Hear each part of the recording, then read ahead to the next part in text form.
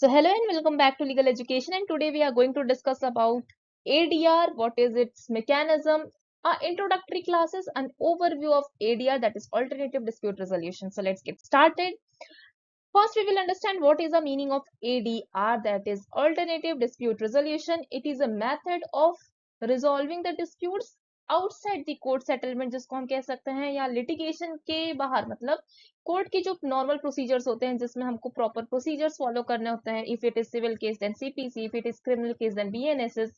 तो ये outside court settlement होता है जिसमें कोई भी प्रॉपर जुडिशियल प्रोसीडिंग्स नहीं होते, प्रॉपर जुडिशियल ऑफिसर्स नहीं होते हैं. हाँ, इसमें एक थर्ड न्यूट्रल पार्टी होता है, like in mediation, in conciliation और इन एडीआर, है ना. लेकिन यहाँ पे कोई भी ट्रेडिशनल कोर्ट सिस्टम नहीं होते हैं. It provides parties with alternative mechanism to settle conflicts in a faster, cheaper and less formal manner. हाँ, लेकिन अगर क्रिमिनल केसेस की बात होती है तो यहाँ पे उन क्रिमिनल केसेस का सेटलमेंट होता है जो नॉन जो कंपाउंडेबल होते हैं, ठीक है, जिसमें सेटलमेंट हो सकता है. नॉन कंपाउंडेबल में हमारे ये एडीआर काम नहीं आते, उसमें तो प्रॉपर जो हमारा ट्रेडिशनल कोर्ट सिस्टम है वही काम आता है.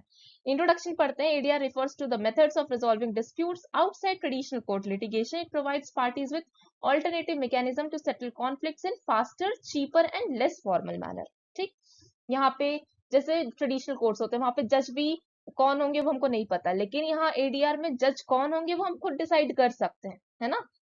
ओके, व्हाई एडीआर इमर्ज्ड, क्यों एडीआर आया? क्योंकि बहुत सारा बर्डन है हमारे जुडिशरी के ऊपर, जिसकी वजह से डीले इन केसेस होते हैं, एक्सपेंसिव लीगल प्रोसीजर्स होते हैं, जिसकी वजह से जो छोटे मोटे केसेस होते हैं, लाइक एमएसीटी के केसेस हो गए, या फिर आपके इलेक्ट्रिसिटी रिलेटेड केसेस हो गए, है ना, बैंक रिलेटेड केसेस हो गए, चेक बाउंस या मतलब कि डिसऑनर ऑफ चेक हो गए, इन तरह के जो छोटे मोटे मामले होते हैं उसमें भी लंबे लंबे प्रोसीजर से जाना पड़ता था, जिसकी वजह से जो इंडिजिनस पीपल्स होते हैं या जो रूरल एरिया के पीपल होते थे वो बहुत ज्यादा परेशान होते थे. उनके लिए ये सारे एडीआर के मैकेनिज्म्स आए हैं, ताकि जो कोर्ट्स है, जो ओवरबर्डन है, उनके ऊपर भी बर्डन आए.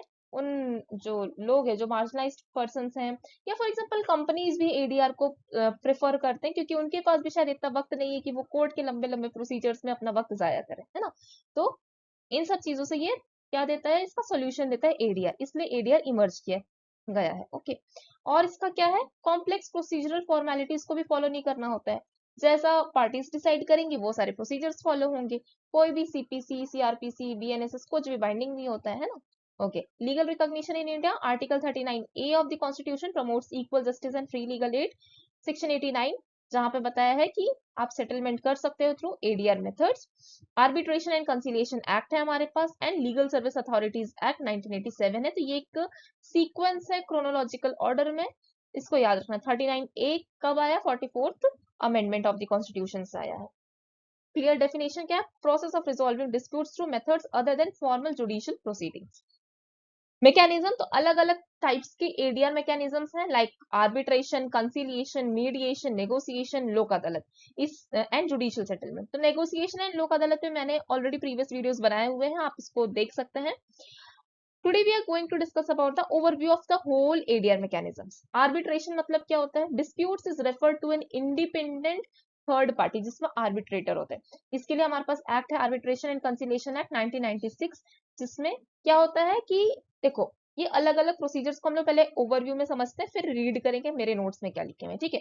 आर्बिट्रेशन मतलब होता है दो पार्टीज है जिनके बीच में कॉन्फ्लिक्ट हुआ है, एक आर्बिट्रेटर होगा जो कि जनरली रिटायर्ड जुडिशियल ऑफिसर्स होते हैं, या फिर जो भी पार्टी चूज करना चाहती है उनको रख सकती है, ठीक है, जिनको नॉलेज होना चाहिए, जो एक्सपर्टीज हो उस फील्ड में, जिस फील्ड से रिलेटेड वो डिस्प्यूट हो रहा है, ठीक है, वो आर्बिट्रेशन होता है.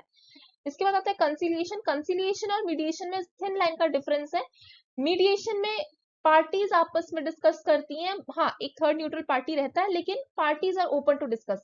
मीडिएशन में कोई भी जो न्यूट्रल पार्टी होता है वो अपना डिसीजन थोप नहीं सकता है ना, इन जनरल लैंग्वेज कह सकते हैं. कंसिलिएशन होता है कि पार्टीज को रेगुलेट कौन करता है, कंसिलिएटर करता है. यहाँ पे जो थर्ड पार्टी का है रोल वो थोड़ा ज्यादा हो जाता है कंसिलिएशन में, मीडिएशन में उसका रोल थोड़ा कम रहता है, ठीक है.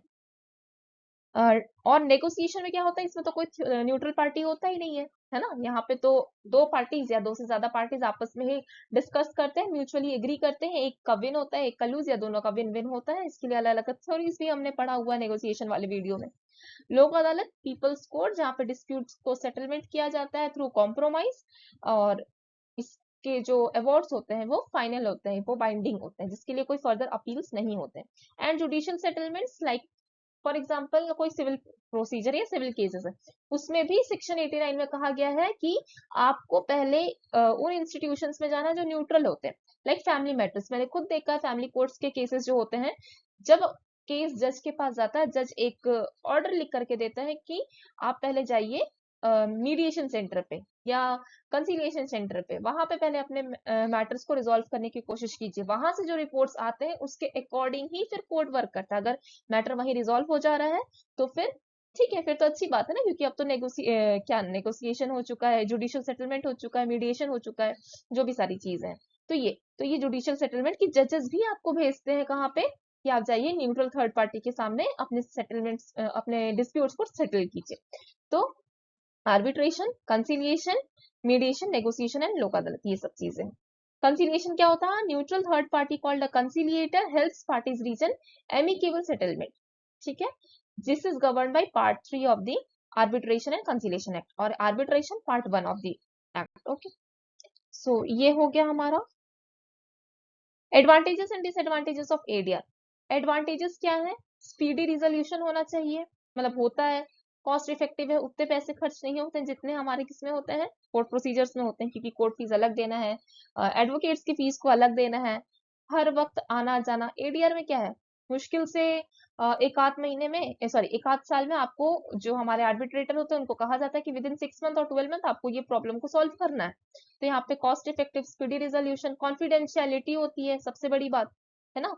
लाइक जुडिशियल प्रोसीडिंग्स, वहां पे क्या होता है, वहां पे तो जो जजमेंट होता है वो ओपन रहता है सबके लिए, जिसको देखना है देखिए, ओपन कोर्ट जजमेंट्स होते हैं, जिसको जाना है वो जाके सुन सकता है कि क्या हो रहा है, कोर्ट के प्रोसीजर्स देख सकते हैं। पर कॉन्फिडेंशियलिटी होता है हमारे एडीआर मैकेनिज्म में। फ्लेक्सिबिलिटी होता है, पार्टीज कैन चूज प्रोसीजर, उनको कैसे करना है, वेन्यू चूज कर सकते हैं, टर्म चूज कर सकते हैं, किन टर्म्स में वो सेटलमेंट करेंगे, है ना, कौन एक्सपर्ट होंगे ये भी वही डिसाइड करेंगे। तो फ्लेक्सिबिलिटी होता है।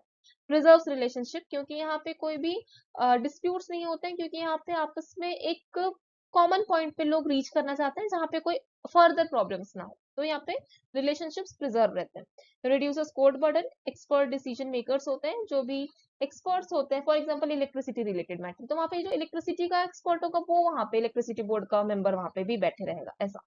डिसएडवांटेज क्या है, नो फॉर्मल प्रेसिडेंट्स होते हैं, इसमें कोई भी प्रेसिडेंट्स नहीं होते हैं कि आपने तो पहले केस में ऐसा सेटलमेंट किया था, इसमें भी ऐसे होना चाहिए, नहीं, ऐसा नहीं होता है।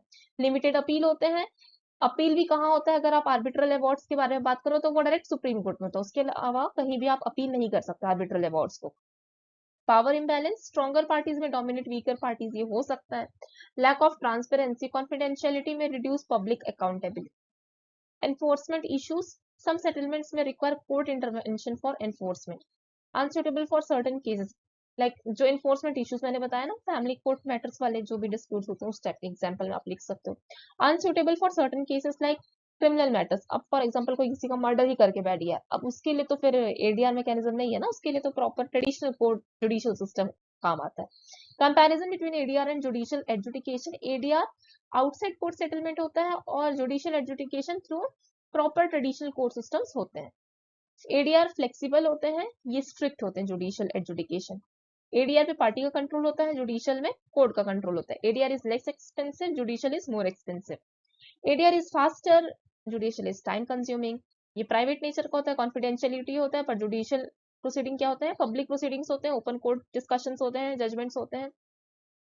एडीआर में क्या क्या मैकेनिज्म्स हैं, आर्बिट्रेटर, मतलब कि कौन कौन डिसीजन मेकर्स होते हैं, तो आर्बिट्रेटर होते हैं, मीडिएटर होते हैं, कंसिलिएटर होते हैं, पर यहाँ पे जज होते हैं।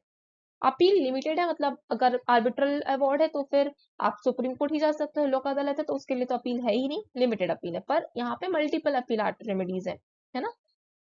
रिलेशनशिप प्रिजर्व होता है, और इसमें ऑफन एडवर्सेरियल होते हैं, क्योंकि एक विन हो रही है तो एक लूज हो रही है, तो कहीं ना कहीं आपस में कॉन्फ्लिक्ट्स हो ही जाते हैं। प्रेसिडेंट वैल्यू, तो एडीआर में कोई प्रेसिडेंट की वैल्यू नहीं होती है, पर इधर पे जुडिशियल पे प्रेसिडेंट की वैल्यू होती है। So this is all about from my side, a brief introduction on ADR, its mechanism and overview about all the 6 kinds of ADR mechanisms. I hope कि आपको समझ आया होगा. Thank you.